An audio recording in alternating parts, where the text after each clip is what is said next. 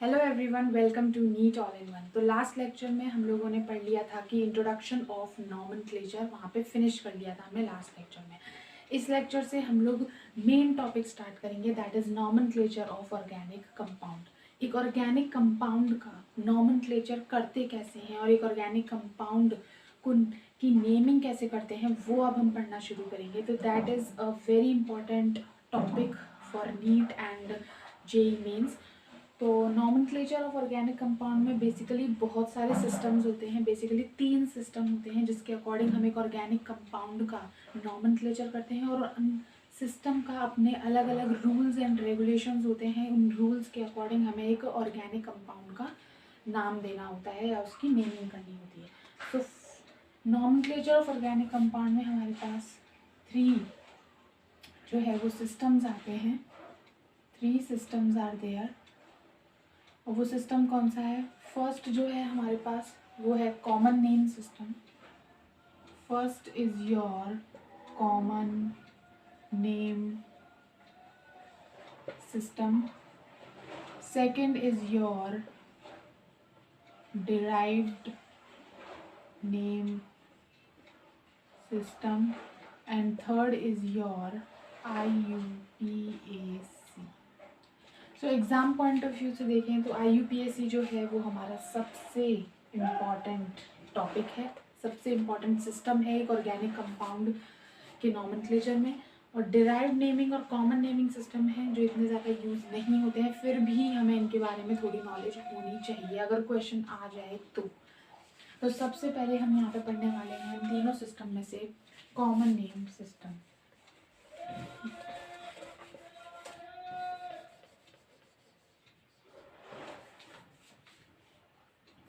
Common naming system में हमारे पास 2 further part आते हैं।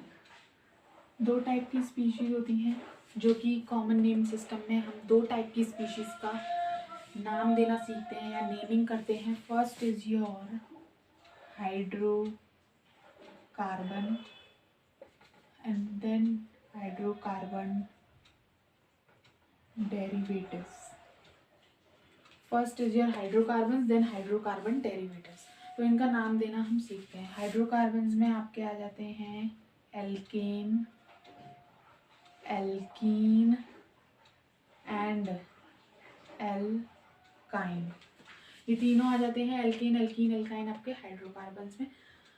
और अगर कार्बन एंड हाइड्रोजन के अलावा कोई हो एलिमेंट ऑर्गेनिक कंपाउंड में तो वो आता है हाइड्रोकार्बन डेरिवेटिव्स।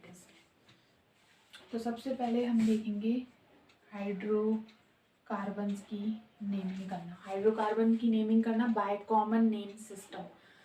एक हाइड्रोकार्बन अगर हमें दिया हो उसकी नेमिंग कैसे करते हैं? By common name system, by using common naming system. तो एल्केन जो होता है, एल्केन, उसकी नेमिंग का जो पैटर्न होता है, फॉर्मेट होता है, वो होता है एल्क प्लस एन।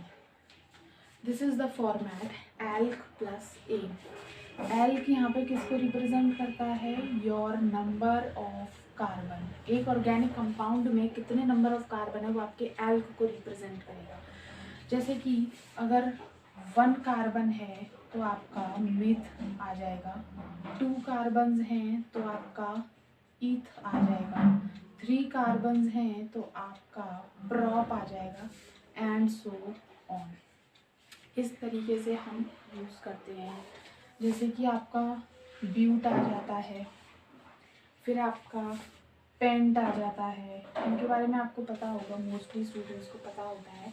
जैसे 4 कार्बन्स ब्यूट, 5 कार्बन्स आपका पेंट आ जाता है, 6 कार्बन आपका हेक्स आ जाता है, 7, 8, 9 एंड 10 कार्बन। इनके बारे में सिर्फ 10 कार्बन तक आपको पता होना चाहिए।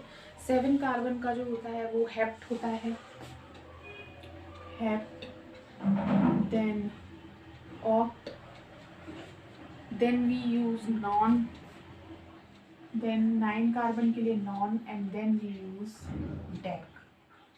यहाँ पे लिख सकते हैं then we use dec. 10 carbon के लिए हम लोग डेक यूज करते हैं।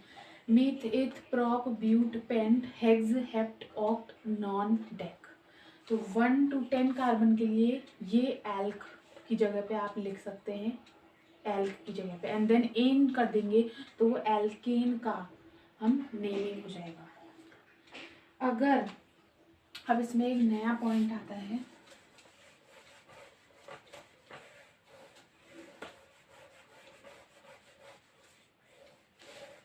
इसमें एक नया पॉइंट आता है, if for a given hydrocarbon more than one structure is possible then we use prefix an iso and neo. अगर more than one structure is possible then use an iso and neo।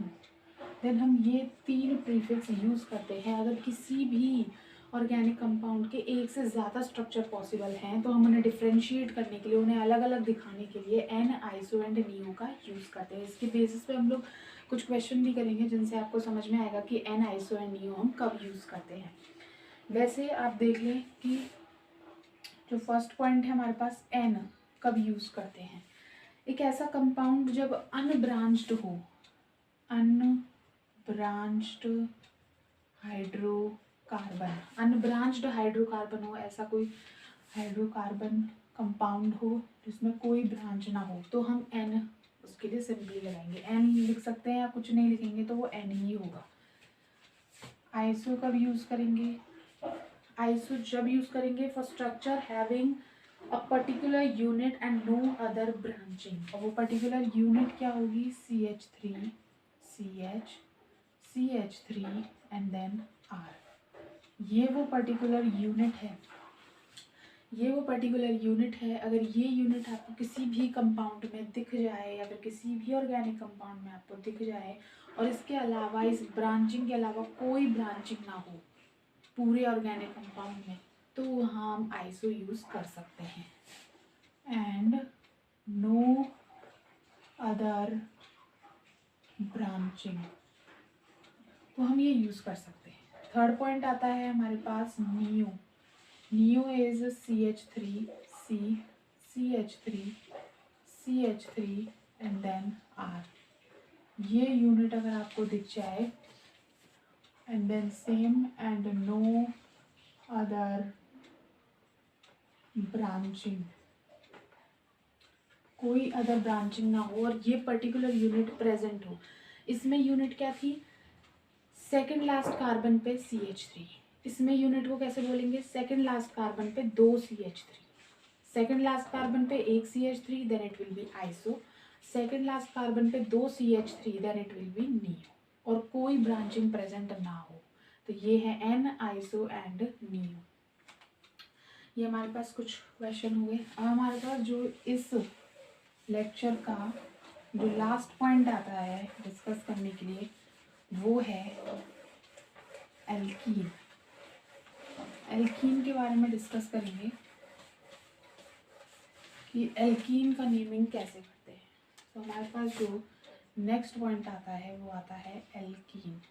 इससे पहले मैंने जो भी discuss किया वो था alkene के नेमिंग के बारे में, हाइड्रोकार्बन में फर्स्ट एल्केन के बारे में। अब हाइड्रोकार्बन में सेकंड स्पीशीज है दैट इज एल्कीन।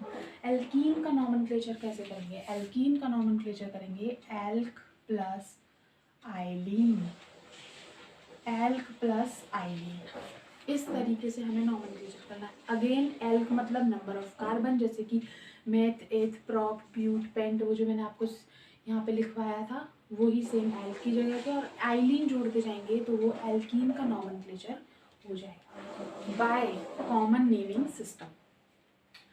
ये नंबर ऑफ कार्बन को दर्शाता है और यहाँ पे हमें उसके पीछे आइलीन ऐड करना है। अब इसमें भी एक अल्फा एंड बीटा का केस आता है, स्पेशल केस आता है अल्फा एंड बीटा का। अल्फा बीटा हम कब यूज़ करते हैं, जैसे अगर आपके पास एक कंपाउंड है जिसमें कि 1 2 3 4, यहाँ एक डबल बॉन्ड है। अब इसका आपको नेमिंग करनी है, ये देखते ही पता चल गया दिस इज एन एल्कीन, ये एक एल्कीन है और इसकी हमें नेमिंग करनी है। इसका नेम होता है अल्फा ब्यूटाइलिन, इसका नेम होता है अल्फा ब्यूटाइलिन। अब ये नाम आया कैसे, ये तो आपको पता चल गया होगा, ये इससे आया है। एल्क ब्यूट, क्योंकि 4 कार्बन है, एंड देन आइलिन जोड़ दिया तो एल्कीन का नॉमेनक्लेचर हो गया, बट ये अल्फा कहाँ से आया। अल्फा को हम कैसे लिखेंगे, हम कोई भी कंपाउंड है यहाँ से लिखना शुरू करेंगे, अल्फा बीटा गामा डेल्टा, तो जो पहला आएगा यहाँ से शुरू किया, अल्फा इज द फर्स्ट, तो अल्फा ब्यूटाइलिन। अगर हमारे पास एक ऐसा कंपाउंड है जिसमें कि 1 2 3 4, बट इस बार डबल बॉन्ड यहाँ है, तो हम यहाँ से नेमिंग करना स्टार्ट करेंगे, तो this is alpha beta gamma delta. इस कंपाउंड का नाम है beta butylene. Butylene again same, beta कैसे आया, बीटा बाय, ये डबल बॉन्ड किस पोजीशन पे है, बीटा पोजीशन पे है, that is why it is beta. ये डबल बॉन्ड अल्फा पोजीशन पे था, that is why it is alpha butylene, and this is beta butylene. So that is all about today's lecture. I hope you like this video and its content. So please subscribe to my channel for more such videos. Thank you so much for watching.